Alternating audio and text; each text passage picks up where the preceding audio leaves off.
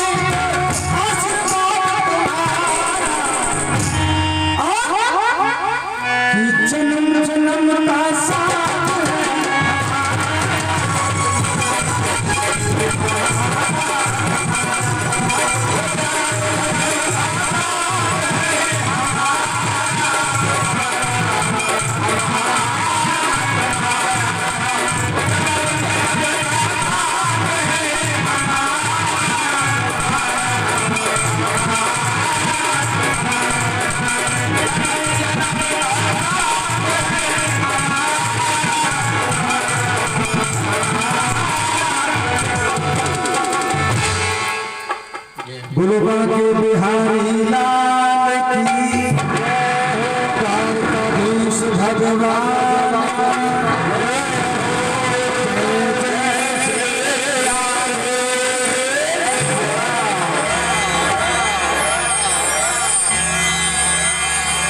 ऐसा सुंदर था। कन्हैया ने कहा बुआ मैं तो आपका भतीजा कैसे हूं, लेकिन आज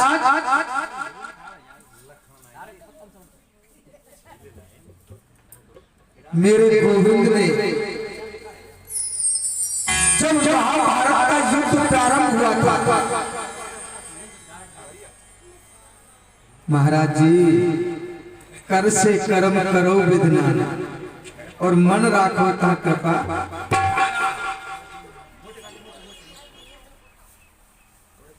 काम भी करो और ध्यान भी रखो। तो आज जब महाभारत का युद्ध प्रारंभ हो रहा था उस समय तो बिछड़ गए थे अर्जुन। बोल मैं युद्ध नहीं करूंगा, यहाँ सभी सगे संबंधी सब मेरे अपने हैं, इससे किसको मारूं?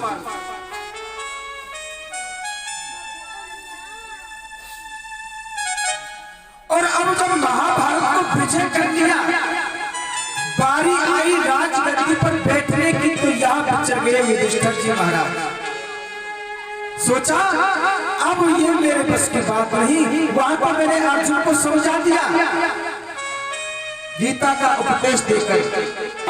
लेकिन एक बात बताऊं, बताने को तो बहुत है भक्त लोगों, पर समय कुछ नहीं दे रहे हो मुझे।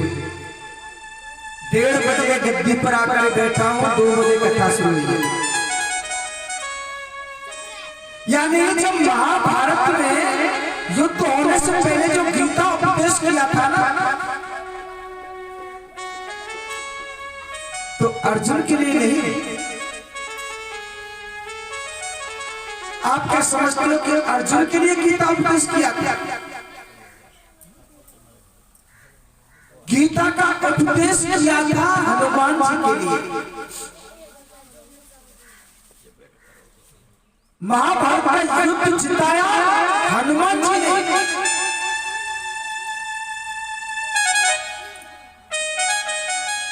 और हनुमान जी को ध्वजा पर लेने के लिए जब भगवान ने कहा ना कि महाराज ध्वजा पर आकर बैठो, विराजमान हो जाओ, बोल महाराज मैं ऐसे भगवान के सत्संग के बगैर नहीं रहता एक क्षण भी।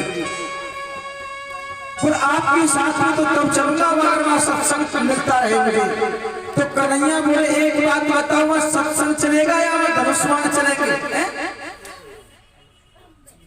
तो सत्संग की पूर्ति की थी गीता उपदेश दे करके। बहाना था अर्जुन का, लेकिन गीता हनुमान जी को सुनाई। और मेरे भगवत प्रेमियों, हनुमान जी एक ऐसे परम भक्त हैं, अतुलित बल धामम हेम सैलाब देह धनुष मणि प्रसानम ज्ञान रामा गगनम सकल गुण निधानम बाणानाम धीसम रघुपति प्रिय भक्तम वात जातम। ऐसे परम भक्त को मैं वंदन करता हूं, सिर झुकाता। जहां भी भगवान की कथा, भगवान राम का संकीर्तन चल रहा हो तो वह हनुमान जी आते ही। और आज हमको हनुमान जी के सम्मुख बैठकर कथा सुना रहे हैं। हमारा कितना अहोभाग्य है भगवान प्रेमियों। लेकिन यहाँ युधिष्ठिर बिगड़ गया। युधिष्ठिर को उपदेश तो दे देते, लेकिन कारण है क्योंकि युधिष्ठिर जी के मन में भगवान कृष्ण के प्रति वात्सल्य है। वो अपने से छोटा बालक समझते हैं कन्हैया। और ले जाकर के पिता में भीष्म के पास जाकर के उपदेश कराया, राज धर्म का उपदेश। उसके बाद पिता में भीष्म ने भी अपनी सुंदर मृत्यु को पाया। भगवान कृष्ण ने कहा था कि पितामह आज आपके लाडले पुत्र जो है पांडव राजगद्दी प्राप्त कर चुके हैं। चाहो तो आपको मैं स्वस्थ कर दूंगा। रोम रोम में सरसैया पर बाण छिड़े हुए थे, पर चाहो तो आपको स्वस्थ कर दूंगा और राज भोगो, आनंद भोगो। उस वक्त कहा प्रभु मुझे ऐसा वक्त कब मिलेगा? इस वक्त को पाने के लिए बड़े बड़े ऋषि महर्षि दिन रात भजन करते रहते कि जन्म जन्म मुने जजन कराई अंत काल प्रभु आवत नाही।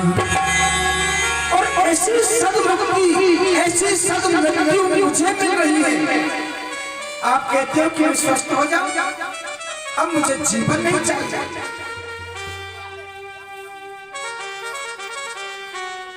इतना तो करना स्वामी जब प्राण तन से निकले, गोविंद नाम लेकर मेरे प्राण तन से निकले। आज पिता में भीष्म को भी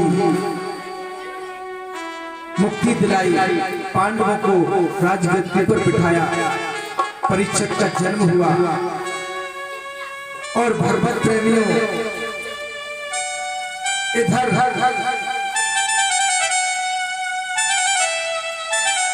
आज धर्मराज युधिष्ठिर कहने लगे कि परीक्षित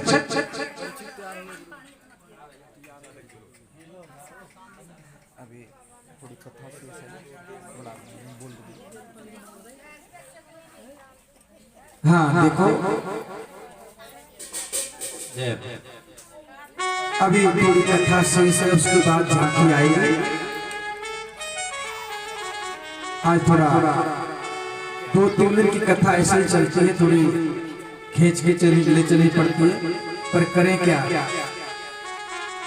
तो देखो परीक्षित जी को गद्दी पर बिठा करके 5 पांडव द्रौपदी सहित हिमालय में चले गए और परीक्षित भी उनकी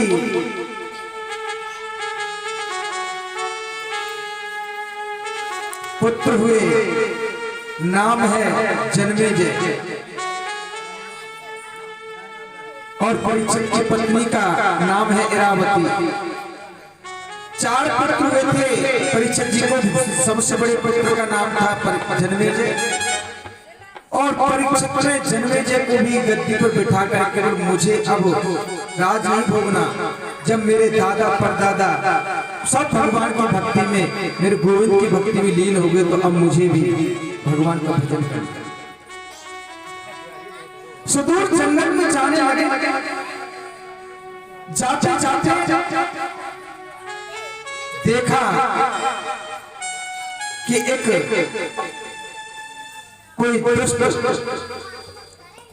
एक बैल है, इसके 4 पैर हैं, चारों पैरों में से 3 पैर को काट दिया। तो ये बैल कौन है? ये साक्षात धर्म है, और पास में खड़ी गाय माता हो रही है, वो साक्षात पृथ्वी माता। उनके कष्ट की निवृत्ति की, कहा क्या बात, किसने काट दिया? तो धर्मराज कहने लगे मैं किसका दोष हूं, ये तो सब मेरे कर्मों का दोष है। भगवत प्रेमियों,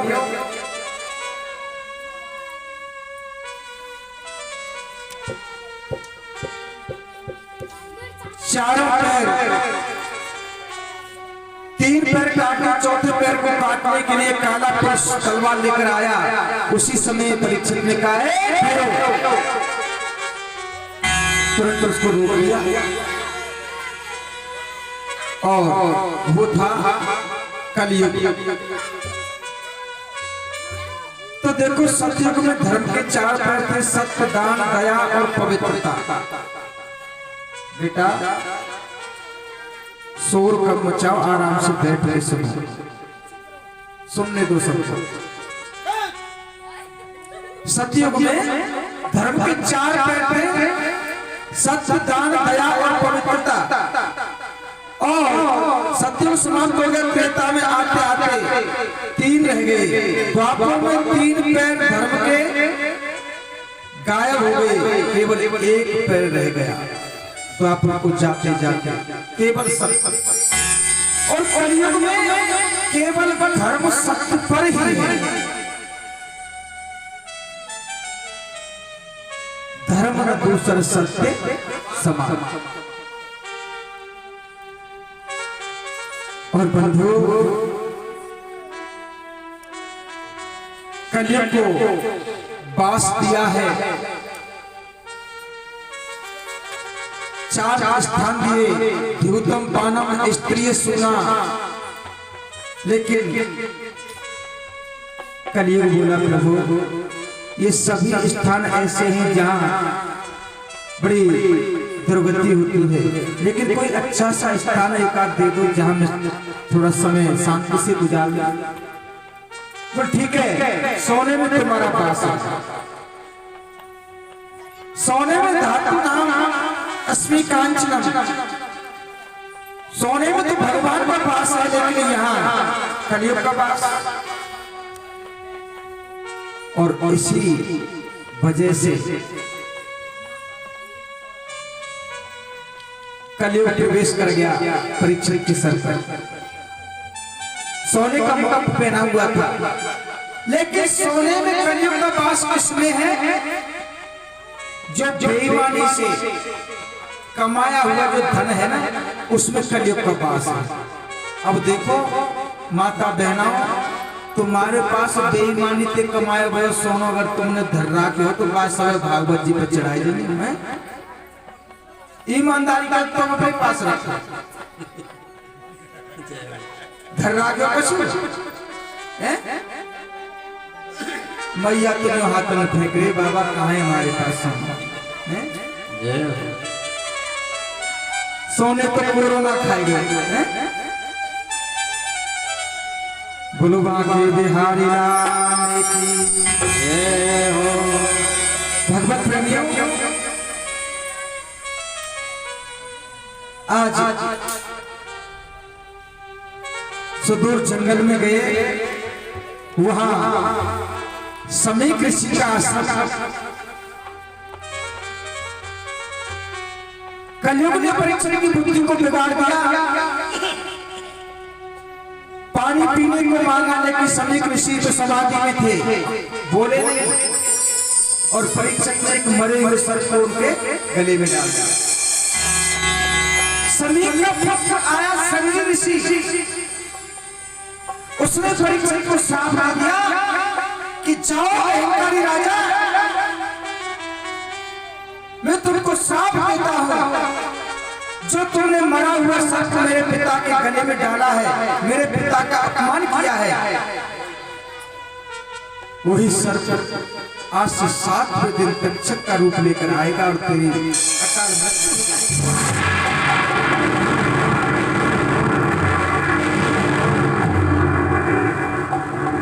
गौर गौर नाम का एक ब्राह्मण पुत्र समीक ऋषि को जब मालूम पड़ा कि मेरे पुत्र ने ऐसा श्राप दे दिया, परीक्षित को समझाने के लिए, बताने के लिए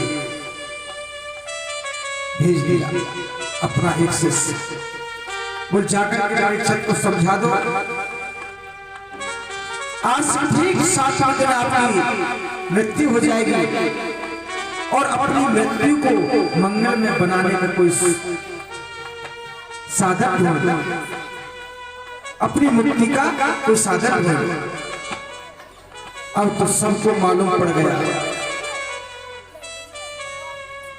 कि परीक्षित को श्राप दे दिया, परीक्षित की 7वें दिन मृत्यु हो जाएगी। महाराज आज जो चिराग आती है ना, परीक्षित की पत्नी, परीक्षित ने कहा देवी, संसार में कोई ऐसा जीव अभी तक पैदा नहीं हुआ जो ये कह दे कि मैं इतने समय तक जीवित रह सकता हूं, लेकिन सृष्टि में मैं ये दावे के साथ कहता हूं कि 7 दिन से पहले मेरी मृत्यु नहीं आ सकती।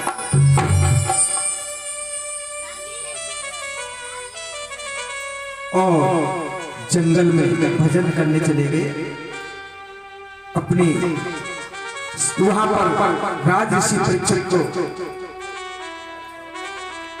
श्राप से मुक्त करने का उपाय खोज रहे हैं। बड़े बड़े ऋषि महात्मा वहां आने लगे, अत्रि वशिष्ठ च्यवन गौतम देवल देवराज दुर्वासा भृगु अंगिरा कश्यप वामदेव समस्त संत वहां पहुंचे।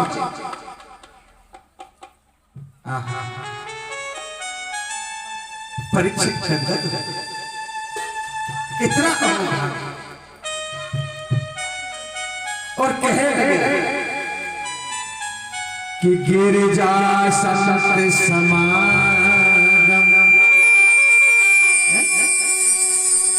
गिरिजा संत समागम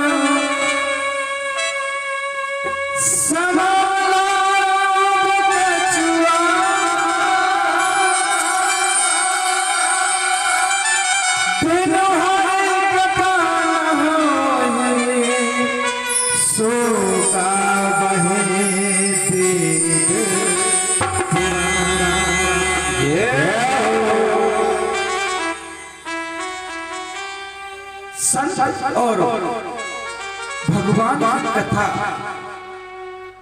ये दोनों प्राप्त हो जाए, यह तो प्रभु की बड़ी असीम कृपा है। और सुखदेव जी आए, आते आते व्यास गद्दी पर बैठ करके भागवत कथा प्रारंभ। न कोई मंगलाचरण है, न कोई आरती है, न कोई पूजा है, और डायरेक्ट श्रीमद् भागवत कथा प्रारंभ।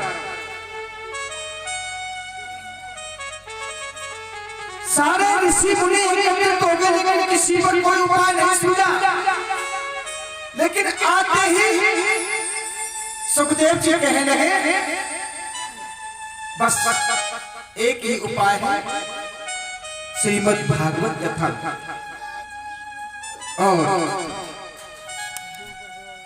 भागवत कथा सुनाने लगे। मेरे भगवत प्रेमियों, आज परीक्षक प्रश्न करते हैं और सुखदेव जी हर एक प्रश्न का उत्तर देते हैं।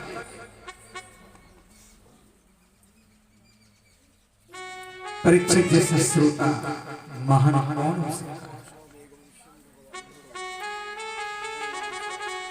भगवान से पूछा गया कि प्रभु, आपके जीवन में आपने जितने 24 अवतार होंगे, उन अवतारों में सबसे श्रेष्ठ अवतार दो रहे, राम और कृष्ण। और उद्धव कहते हैं, प्रभु उन दोनों अवतारों में सबसे स्वादिष्ट भोजन आपको प्राप्त कहाँ है?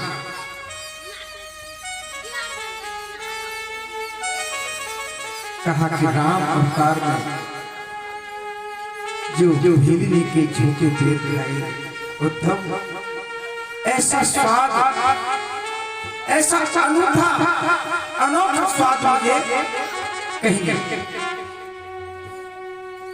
त्रेता में राम अवतार में हिरनी के झूठे पेट, और द्वापर में काका पितुर के यहाँ केले के छिलके खाए। तो भगवान के बनकर तो देखो, ऐसा भाव को लाके देखो, भगवान तो आपकी झूठन पाने को तैयार है।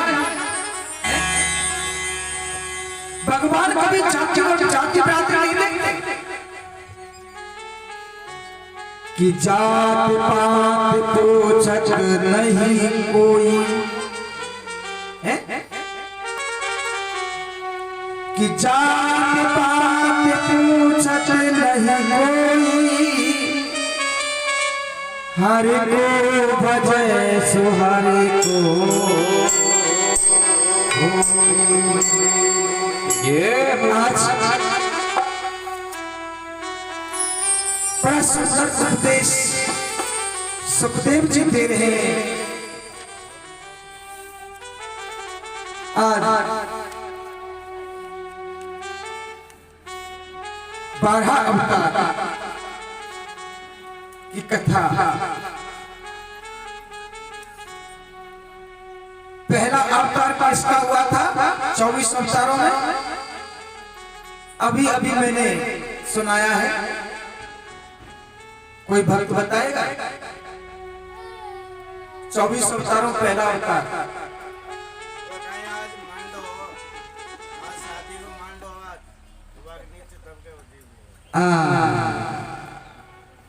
ये हुई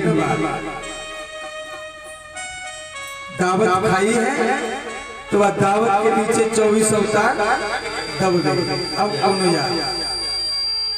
परीक्षक जी बताओ कि पहले अवतार कौन सा हुआ? 24 अवतारों में पहला अवतार 14 तारीख को जब याद आएगा। 24 अवतारों में पहला अवतार किसका हुआ?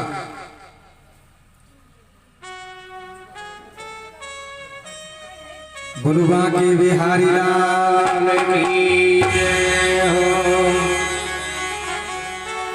ब्रह्मा के मानस पुत्र हुए थे सनक सनंदन सनातन सनत कुमार।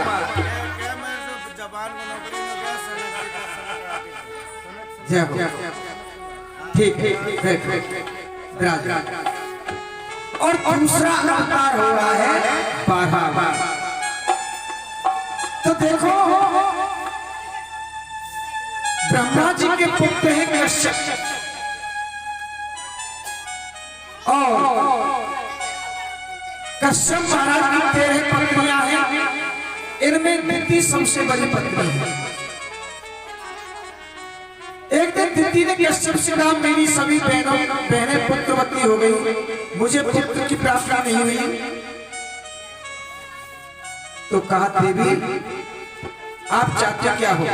बोले मुझे पुत्र की प्राप्ति चाहिए, पुत्र चाहिए। समागम करना चाहती थी, लेकिन कश्यप भगवान कहने लगे देवी उचित समय नहीं, संध्याकालीन समय ये उचित नहीं।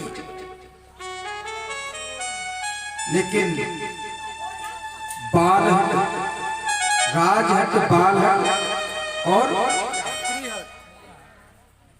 ये अपने मुंह से तो मैं नहीं कहूंगा भैया, क्योंकि सबरी कथाई मेरी माताओं के ऊपर टिकी है और यही नाराज हो गई तो फिर मैं सुनाऊंगा किनको।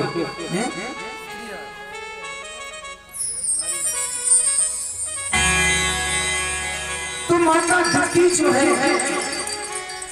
हट पड़ गई और गर्भ धारण किया असमय और कहने लगे कि देवी तुमने असमय तुमने गर्भ धारण किया कि तुम्हारे गर्भ से 2 राक्षस पैदा होंगे, दुष्ट बालक, हिरण्यकश्यप और हिरण्याक्ष। एक बात बताऊं, सुखदेव जी पैदा हुए थे मां के गर्भ में से कितने साल बाद?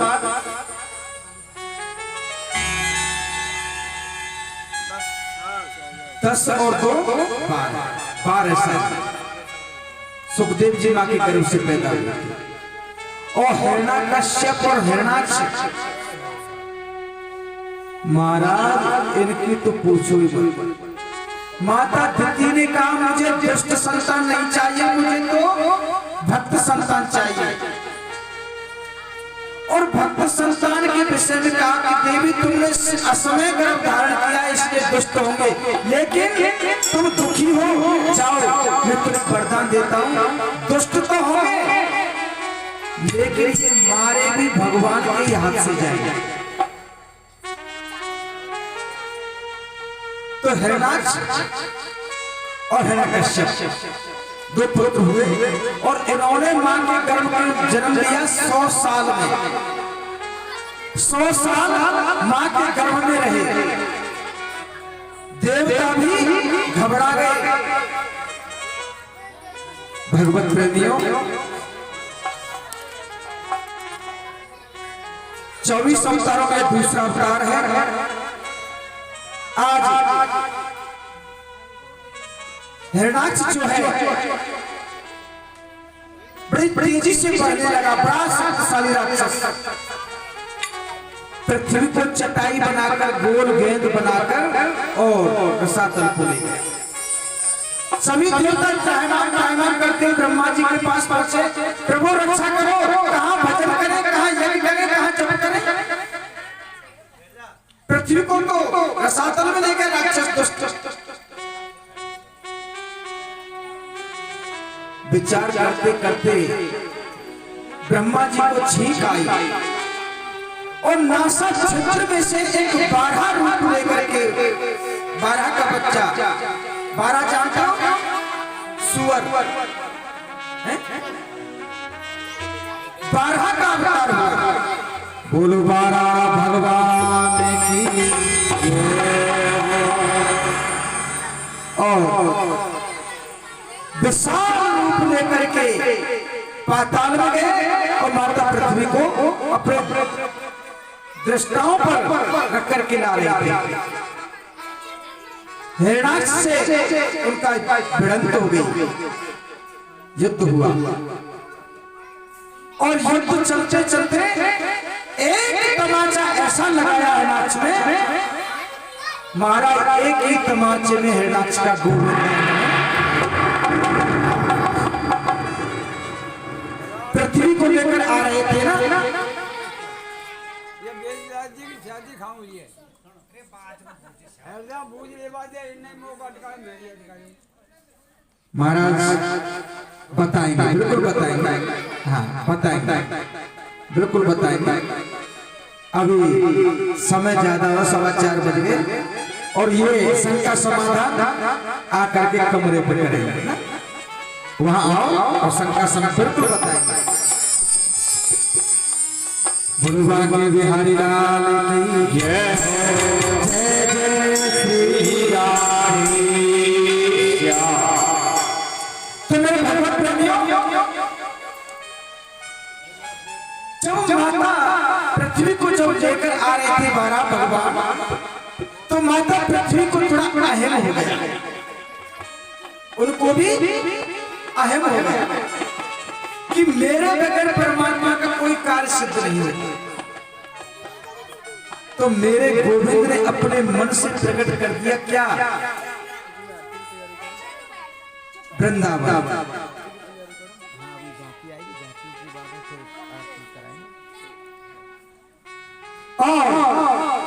वृंदावन कैसा सुंदर धाम।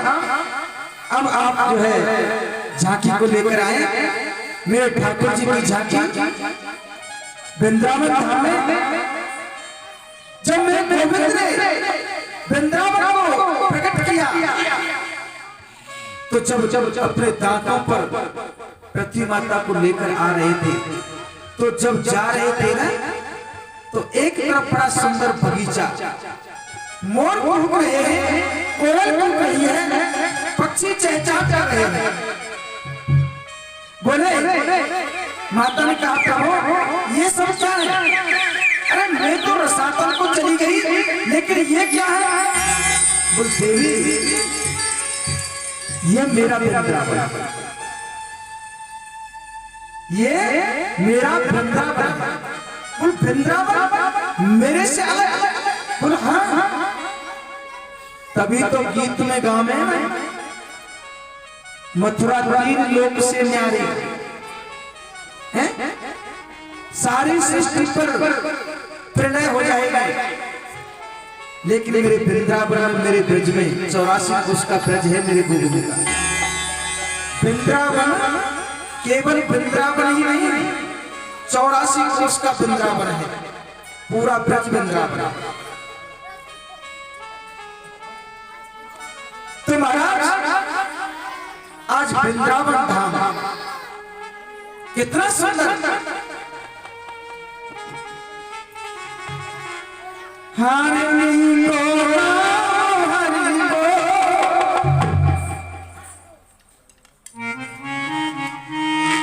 हरि बोल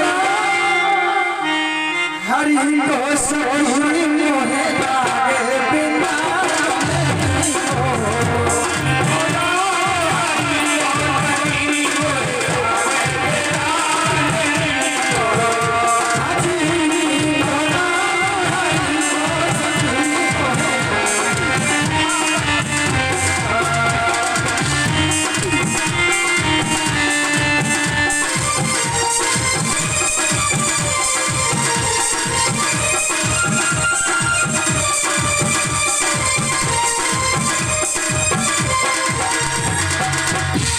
बुलवा के बिहारी लाल की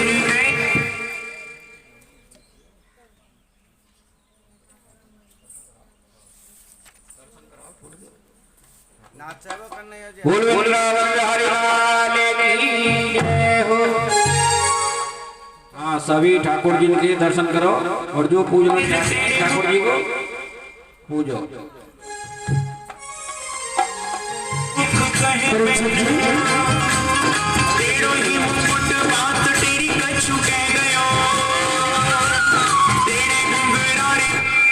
चलो चलो चलो तेरी गल फूल मां गोलाक मेरे चित्त में बसे गयो तेरे पगों पर नुपुर झनकार करे तेरी बांसुरी बजाए चित चुरे गयो ऐसे तेरे तेरी को ध्यान धरे माया हाँ लटपटी बाग सो लपेट मन ले गयो लटपटी बाग सो लपेट मन ले गयो